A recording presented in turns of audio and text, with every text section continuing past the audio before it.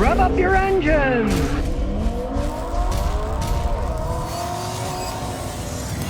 Virus vehicle assistance programs that various companies have. Hyundai was the first one out. Assurance job loss protection, where they'll make up to 6 car payments for the customer if you lose your job or have problems. GM, kind of like GM, they're doing kind of a half-ass thing. They're saying you contact their financial department and they'll discuss various things. They're not giving an actual plan. They're saying they'll discuss plans. They'll probably discuss trying to sell you a vehicle. They say that they activate OnStar for people, even though if you didn't pay for it. They're going to give complimentary Wi-Fi data for 3 months. Here, the Hyundai, the Korean dudes are saying, hey, we'll make 6 payments for you. And these guys are saying, they're giving you free Wi-Fi. Well, I'd say not to buy GM anywhere. Here's another reason. One company's making 6 payments for you, deferred. The other one's giving you free Wi-Fi. Now, Ford has Build to Lend a Hand program where they can provide up to 6 months of payments. So they're jumping in with the Hyundai one. Nissan, they're kind of in a boat with GM. They're saying that they'll evaluate each customer's situation differently and see if they get deferred loan and lease payments. And Toyota, Lexus, and Fiat Chrysler mentioned they have potential relief, but they haven't really said what they're going to do yet. So still, as it stands now, Hyundai has the best deal out there, and Ford's kind of following the Hyundai deal, and GM's giving you free Wi-Fi. Well, if you think things are going bad for you, at least you're not Nissan Motor Company. They're trying to make a comeback. They posted their first quarter loss since 2009. They have all these plans. They got all these shakeups of people. They have all these plans of things that are going to build up, new models and stuff. But, of course, they couldn't pick a worse time with this virus epidemic going on. Sales are going to go down anyway. The problem that I see with a company like Nissan, they look at, oh, our models are old, this and that. No, it's bad quality. That's the problem. The problem is they have had bad quality since Renault took over. Renault's got a problem itself. You get 2 wrongs, don't make a right. They're not in a good position to start with. What they really needed to do is retool things, make better vehicles, not market different sheet metal, actually build them better. And from my experience with Nissans working on them, they've been building them worse. And they've taken a real dive the last 7-8 years. And if you ask me, the main reason behind them losing money for the first time in a quarter since 2009 is because they're not making good vehicles. And if they don't address that problem, they can dress up the pig and put makeup on it all they want, but they're still trying to sell pigs to people. And these days, a lot of people don't want to buy pigs. Omar says, Scotty, how reliable is an 02 Toyota Tacoma 2-door 4-cylinder standard training 2-wheel drive, 284,000 miles for $1,500? Mechanic says it checks out, but how long would it last? All right, I've seen it with 500,000 miles on it, but that is 284,000 miles. I'd offer him 1,000. No way would I pay 1,500. You got no guarantee with a vehicle with all that mileage. Last time I had a customer buy one like that, he got it from a friend for $500, and he still drove it for years. So I mean, if you don't mind the $1,500 and it checks out, okay, what the heck? That's not much money for a car these days, but on the other hand, I'd offer him $1,000. With that kind of mileage, he's going to have a hard time selling it to anybody. Toss says, Scotty, what's your opinion on the Pontiac G8, the rebadged Australian GM Holden Commodore built in Australia? That's probably the last decent Pontiac ever made. Those V8 ones, hey, they were pretty solid built vehicles. They were still rear-wheel drive.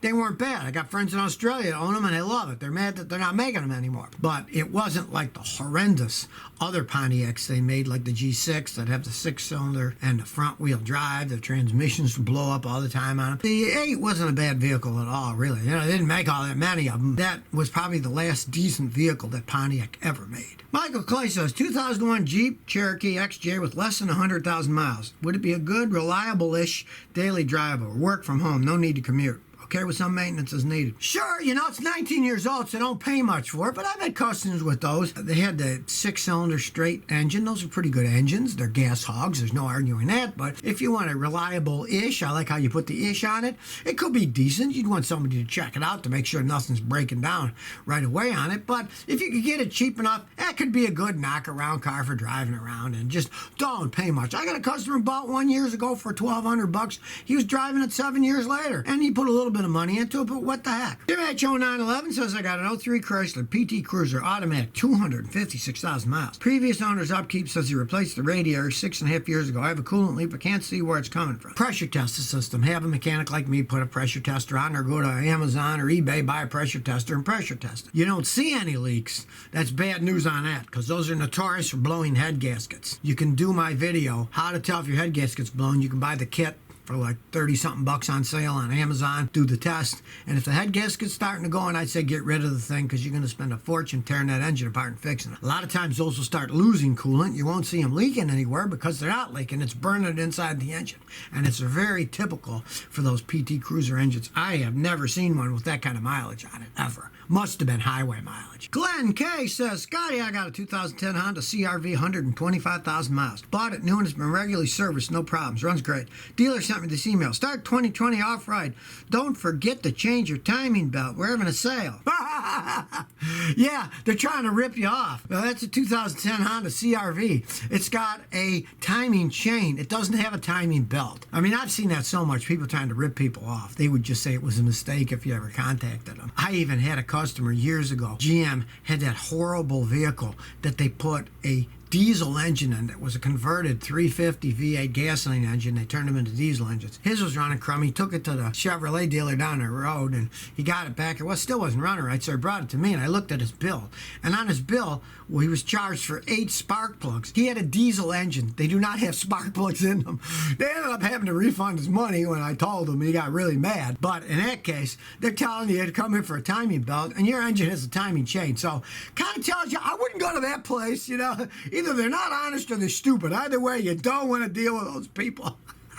Charlie573 says, why does my Jeep shake when I go about 50 miles per hour? Well, that's a speed wobble. Generally, it's just the tires are out of balance. Go get your tires balanced. If it goes away, great. If not, have them check the rim. See if the rim's bent. If that's not it, then check the whole front end. You could have a bad ball joint, tie rod. You could have a control arm where the bushing's rotten and now it's wobbling back and forth. Lots of things can do it then. You'd have a good front end guy check your front end for worn parts. But a lot of times, it's just the tires are out of balance. Gary23 says, can thieves still steal your car even if you have a non-keyless system like an immobilizer key? You push the button inside to lock the doors instead of pushing a remote button. Most people that are stealing cars using high-tech machines that can pick up the signal from your open and close, they're not going to be stealing an old car with a key. They want to steal the modern, expensive keyless ignition systems, because with those, once they're inside, all they have to do is have a naked keyless ignition system in their hand they can buy anywhere, and a machine like I have, and reprogram it, and then they can drive away with your car. You got an immobilizer key, you got a key. They still would have to have a key to start the car. Now they can break and tear the ignition system, but that's a lot of work. So odds are, if you got a key with an immobilizer, people generally aren't going to steal your car unless they have a lot of time. Now, I did have a customer have that happen a few weeks ago. Both he and his wife, Toyota and Honda, were stolen out of a parking garage, and they both had immobilizer keys, and they showed me, and you could see these guys walked in. A few minutes later, they drove out in their cars. They went through the trouble of getting inside and then breaking all the locking system so that it didn't need a key because they bypassed that, had a program for the immobilizer, and then drove it away. But they had to do a lot of work. It took them a while to steal that thing. It wasn't a 2-second job. If they got a no-key system, once they're inside, yeah, they just need to program a key. They don't have to break locks or anything. So really, if they wanted to have better systems with those keyless things, they should also have a system to lock it too, to lock the steering column and all that stuff, which they don't have. Jingle Jangle says, Scotty, your wife has a Lexus, your car's a Celica, why else to the Matrix? Thanks. Well, there's always histories involved in it.